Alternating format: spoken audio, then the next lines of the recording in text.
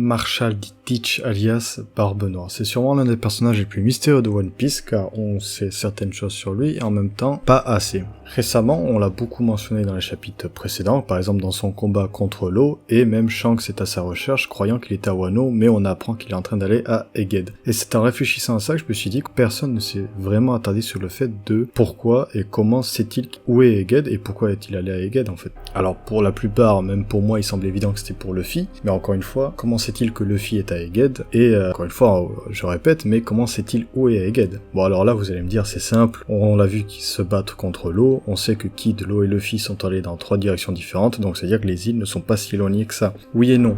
Déjà, je vois mal Law dire à Barbe Noire où est Luffy, et même Law n'est pas censé savoir où est Luffy, parce qu'ils ont tous pris des destinations aléatoires, donc personne ne sait vraiment qui va atterrir où. Mais enfin bref, en soi, il aurait pu donner la direction nord, sud, est ou ouest, quoi.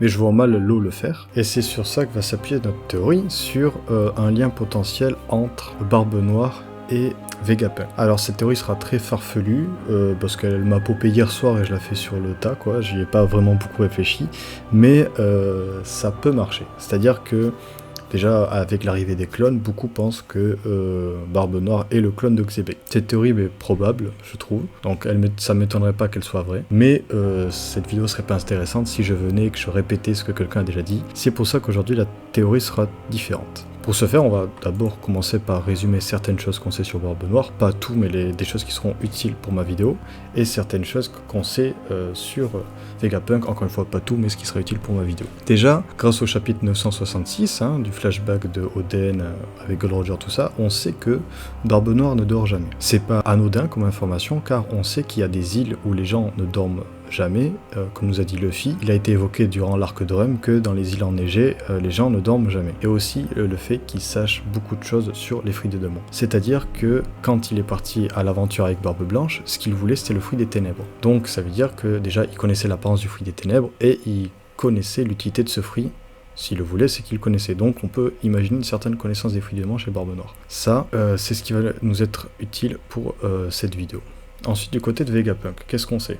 On sait que Vegapunk aussi connaît beaucoup de choses sur les fruits du démon, il les a étudiés, il a réussi à les, entre guillemets, cloner, et il sait leur histoire, premièrement, et deuxièmement, grâce à l'ellipse des 2 ans, on sait que Franky était sur une île enneigée, où il y avait un laboratoire qui était le laboratoire de Vegapunk. Peut-être que vous faites déjà le lien, mais ça sera tout pour Vegapunk, ça nous suffira pour notre théorie. Maintenant, on va rentrer dans une partie fictive, où on va imaginer un peu une histoire qui rentre dans ma théorie, et ça peut être une histoire, ça peut être comme ça ou d'une autre manière, mais là c'est pour vous amener à la conclusion de cette théorie. C'est pour ça que tout ce que je vais raconter à partir de maintenant n'est pas arrivé dans One Piece, mais n'est que le fruit de mon imagination. Voilà, je préfère mettre un disclaimer pour pas que les gens croient n'importe quoi. Bref. Retournons à l'époque où Teach n'était qu'un orphelin, tant du coup imaginons un pays enneigé, si supposé qu'il vienne d'un pays enneigé. Du coup, durant une nuit, Teach décida de se balader à l'extérieur, essayant d'occuper ses nuits, ses nuits blanches. Pendant son excursion, Barbe Noire, alias Teach,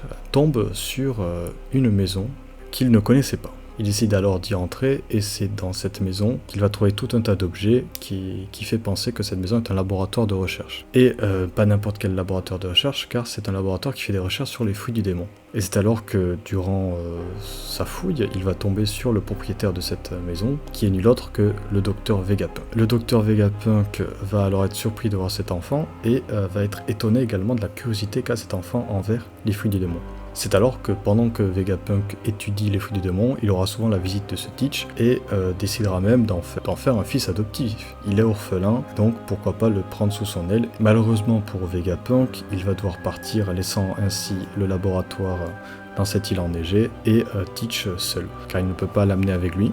Et il va alors partir, et cette envie d'en savoir plus sur les fruits du démon qui va rester à Teach, et il va donc alors faire la découverte du fruit des ténèbres et de toutes les recherches que faisait Vegapunk sur le clonage des membres de Xebec et donc l'existence du membre de Xebec. Et c'est alors qu'il va apprendre plein de choses sur toutes ces informations, c'est-à-dire l'équipage de Xebec, le passé, l'histoire des fruits du démon et autres. Et c'est avec cette envie d'avoir un certain fruit du démon qu'il va partir à l'aventure, et de fil en aiguille, on va en arriver à notre époque où on connaît le Barbe Noire. Alors cette histoire était fictive et était faite à l'arrache, on va pas se mentir, mais en gros, là où je veux en venir, c'est et si finalement Barbe Noire était le fils, et non pas la création robotique, mais du coup la création humaine, donc oui, le fils de Vegapunk. Alors ça pourrait, dans mon histoire, c'est un fils adoptif, parce que vu qu'on nous dit qu'il est orphelin, j'imagine que ses parents l'ont abandonné ou qu'ils sont morts. Mais ça pourrait être son père biologique. Moi je pars juste du principe que c'est son père. Mais du coup, si c'est son père biologique, on connaît pas la mère. Mais...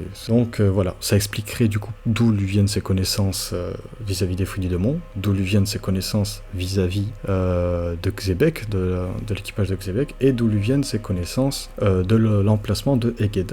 Et donc, il ne viendrait pas alors pour Luffy, à Egged, mais pour Vegapunk. Il viendrait voir son père, et il viendrait récupérer des choses qui lui seront utiles pour plus tard. Bref, j'espère que cette vidéo théorie vous aura plu.